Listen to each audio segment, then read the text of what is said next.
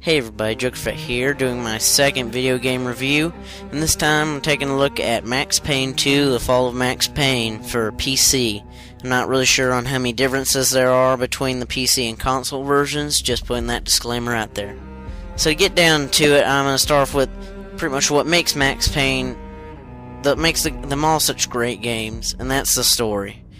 And Max Payne 2 is mainly a noir love story, whereas Max Payne, the original, was more of a revenge plot.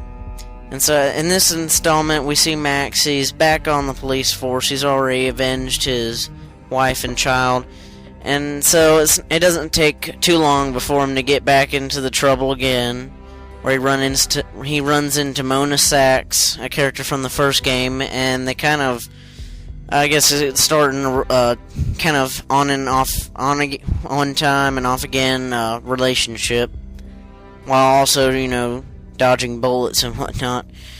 And to not get too much into the story, it's a great story, very interesting. The characters are complex and interesting. You actually care about them, and they're really realistic too. I mean, you could definitely see like a Max Payne type character like walking out on the streets, These aren't just some outrageous characters. The voice acting is great. It really brings the characters to life. Especially we got James McCaffrey as Max Payne and Wendy Hoops as Mona Sachs. Great performances.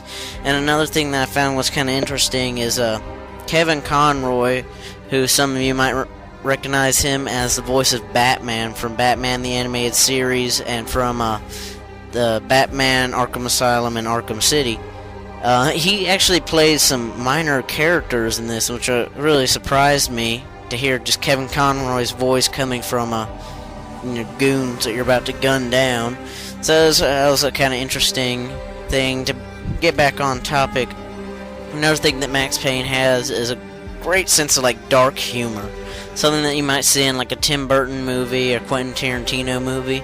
It's really interesting dark humor, especially when you see when you're walking through a level and there's a TV on and it's got this show, it might be Lords and Ladies, a spoof of the time period soap operas and whatnot, and it's just it's really funny at times, and especially this one level where you have to guard a person that's in this cartoon mascot outfit, because if they take the outfit off, then they'll explode because there's a bomb in it.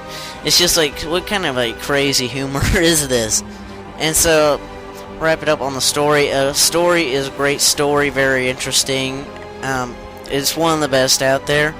Now to move on to more technical aspects, considering this was a game that came out in 2003, it has great facial animations for their times. I mean, it looks several years ahead of its time. It could have easily fooled me for a mid end of the life PS2 game, but it came out in 2003, so it's over just 9 years old now, and so really good facial animations. I was very impressed with the rain and environmental effects in the game. They look good for what they had at the time, and so it gives a really good atmosphere of being dark and spooky. It's never light outside in the Max Payne universe, apparently, and it's all really just dark, damp, kind of condemned feeling to it. The only bad thing you could say to it is this is still 2003, so there are gonna be bland textures out there. But I think it was really good for what they had at the time. And now to get back to another core aspect of the Max Payne games, which is a great gameplay. It is fun and addictive. It will have you coming back again and again and again. It's you can literally see bullets flying through the air in bullet time. And of course, everybody knows bullet time. That's what Max Payne is known for. That's what made it famous. Is when you go into slow motion dodges, shooting your guns, and again you can see the bullets literally flying out of them and hitting your enemies. And it never gets old. I mean, you can just keep on going back and playing levels, and I just don't get tired of it. And that's something that makes Max Payne so great, is that you just don't want to stop playing it even when the game is over. And the game runs in about probably 10 hours or so long. It's I guess by today's standards a long action game.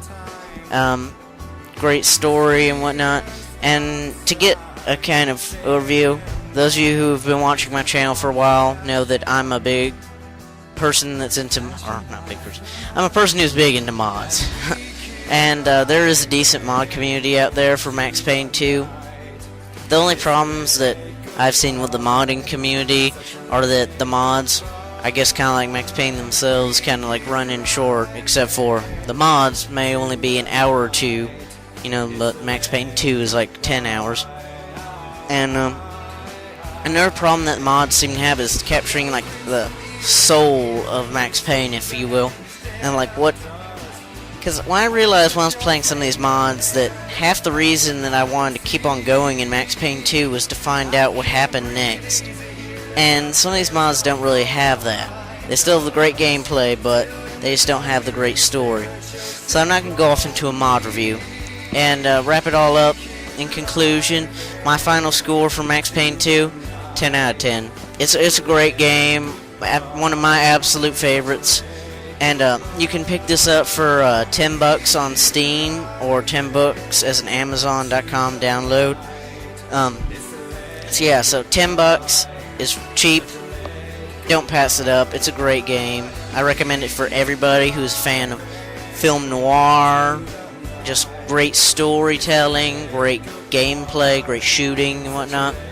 And it's just a great game all around. There's nothing more I can add to that. So thank you. Thanks for listening.